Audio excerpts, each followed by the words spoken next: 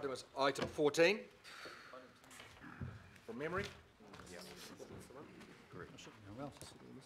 So we have our Chief Operating Officer, Mr. Kimpton, and the bi-monthly Business Improvement and Performance Report.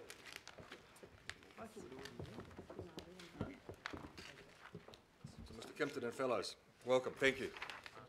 Sorry we've been a little bit protracted, but we're getting there now. Cheers. Very good. Look, thank you very much, committee. The purpose of today is to introduce to you a new element to our performance reporting within the parent organisation of council. We want to bring to you operational issues and opportunities that we think have merit in you understanding and also seeking your feedback on.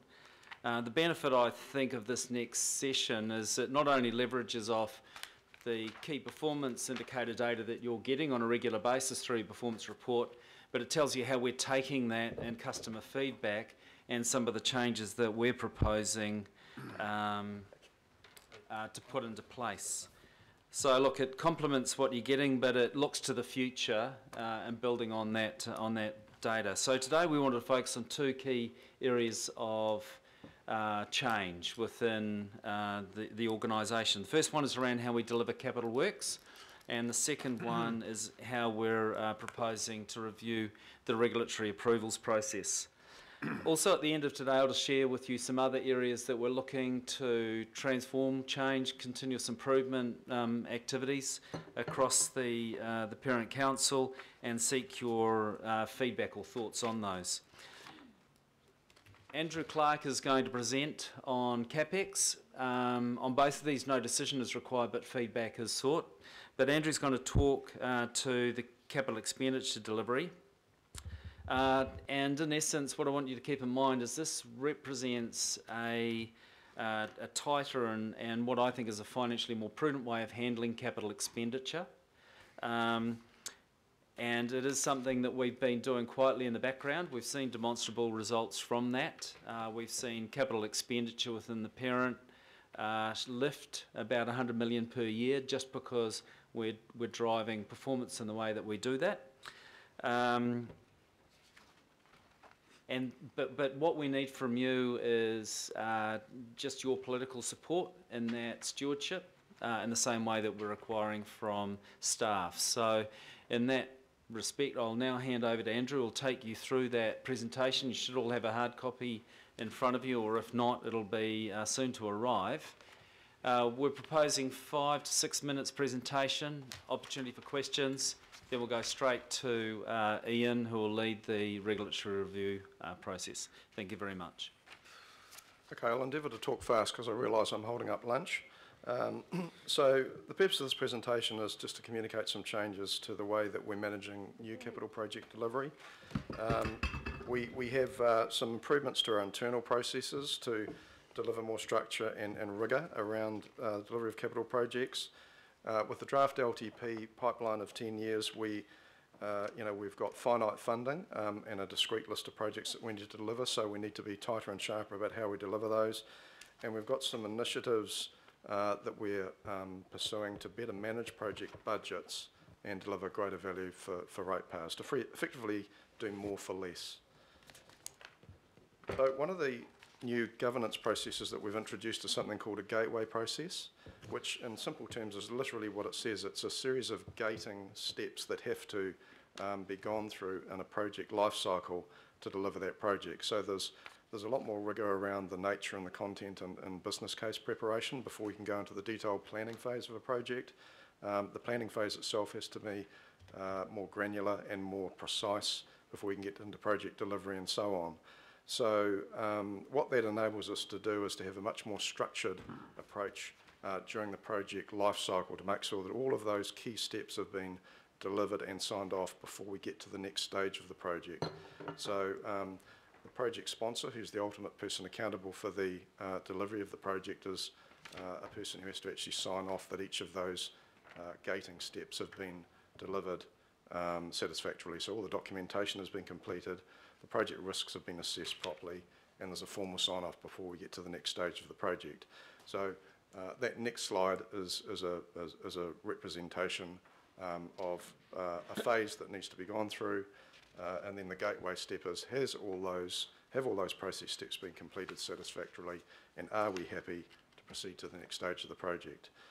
We've had some projects in council already that haven't passed some of those hurdles because the amount of rigour that's gone into the preparation of whatever the particular phase that they failed at wasn't sufficiently strong. So that's a pushback to the project managers to do more work before we proceed to the next phase.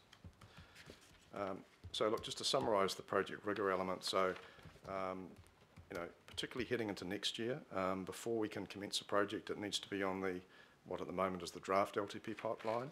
It needs to have passed through all of these gateway steps that we've just taken you through. We'll need to have done the detailed business case.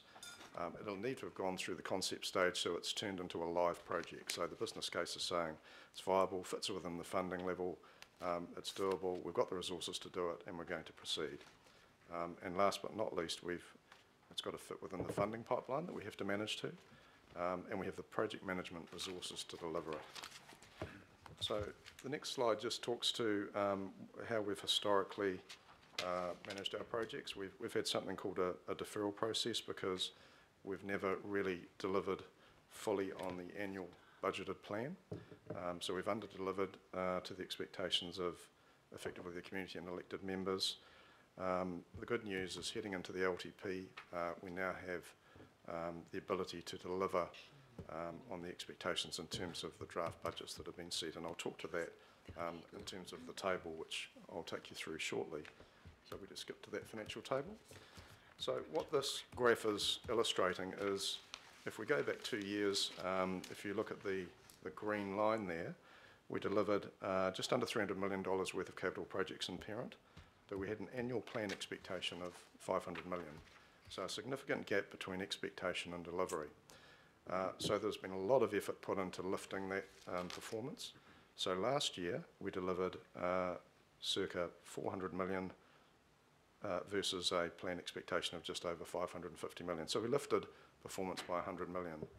This year we're looking to deliver just over $500 million, again about a $100 million lift over last year, and a much, much shorter gap between what we're expecting to deliver and the annual plan total.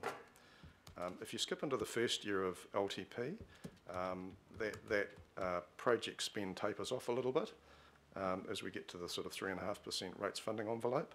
So what we're demonstrating is we now have the capacity to deliver to LTP, which if you skip back 2 years, we didn't. So significant lift in that delivery capability. If we just go to the next slide, which is just explaining the component parts of a project. So a project is comprised of the baseline scope, or the project expectations, and it has a capital reserve called contingency for unforeseen circumstances. So if you're physically completing a project and you're digging a hole and you hit granite instead of clay, that's a contingency event where it's an unforeseen circumstance, and you need to have a cushion there to be able to fund that. Normal expectations in project delivery are that you don't spend all that contingency. So any money saved, given that it's a reserve, effectively become available to either be deployed elsewhere or to be saved. So we're adopting a new approach on our contingency management. We're going to be breaking that contingency or capital reserve into two components. So the project manager will have the authority to manage the project within that point number one portion of the contingency, or the first half of it. But the new thing that we're going to be introducing is a concept that the second part of that contingency is going to be treated as effectively a risk fund. So it will require a more elevated approval step and a formal approval process, so that we can try and contain eating into that fund to free up financial capacity to deal with unforeseen circumstances, or effectively reduce the amount of debt that we need to incur to deliver that project. So it's tightening up the components of our project management spend to free that funding up.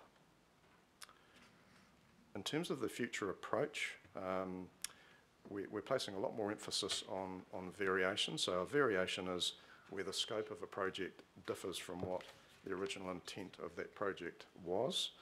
And we're saying that if you're going to do that to a project, we need a separate funding approval because it's additional to what was originally envisaged. Historic practice has been sometimes to use the contingency portion of the project fund to deal with variations, and that's had the impact of utilising money that could otherwise be saved or spent elsewhere. So again, much more focus on variations. So the approach going forward is that where we achieve savings through better management of that contingency and being more transparent and granular about what's actually a variation or a change to the project will enable us to either, or this group, to either direct resources to other priority projects that would otherwise not get done or effectively to be saved.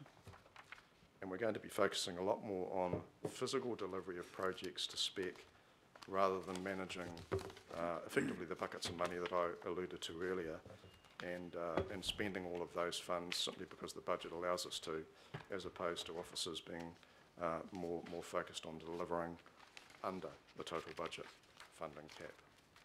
So visually, how does that look? So if we skip to the next one. So there's your pipeline of projects, and we've got the components of the project in year one broken out between what we're calling the baseline scope, which is the scope that was signed up to in the business case. We've got an element of contingency for a rainy day fund, which is the component number one. And the objective will either be to avoid spending any of one at all or containing our spend within that first portion of the contingency, again, to free up this risk fund component that we're creating.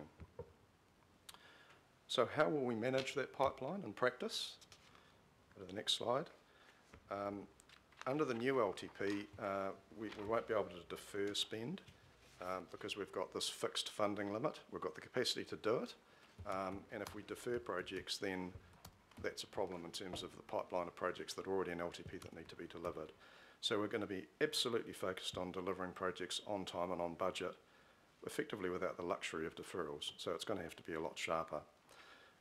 If project priorities change, if we get to say year 2 of LTP, elected members decide that they've got a new project they want to introduce, fundamentally what we'll be saying is we'll need to substitute that for one that's already in there, because if we don't, then we're going to breach that funding cap that we have in the LTP at the moment. Where projects are underway but they're delayed unexpectedly, that happens. You can have planning delays, you can have an unforeseen circumstance in the project where it gets deferred or delayed, sorry, and it carries over into a subsequent year. We'll be looking to use that risk fund to cope with any of those carryovers, as opposed to coming and asking for more money. We're going to have to manage that risk fund very carefully because it's got to cope with potentially further contingency and also any timing issues on projects. So yes, it's a cushion, but it'll have to be closely managed to achieve the purpose that we're creating it for. So look, just to summarise all that, what does all that mean? Where does it get us to? So what we're saying is deferrals are a thing of the past because now we're going to be delivering what the budget says we should be delivering. If we want to move a project out, if we want to move a project in, we've got to move a project out to fit within the cap. If a project is delayed, it can be substituted with another one, or if there are insufficient funds to do that, we'll look to try and fund that out of the risk fund. If we have a cost overrun, we have a contingency to cope with that. And if we change the scope of a project, we're going to be much more tight around defining that as a variation and seeking separate funding approval for that variation so it gets the scrutiny that it requires. So look, I've rattled through that. There's some new terms there perhaps you haven't heard before, but that in essence is what we're proposing to do.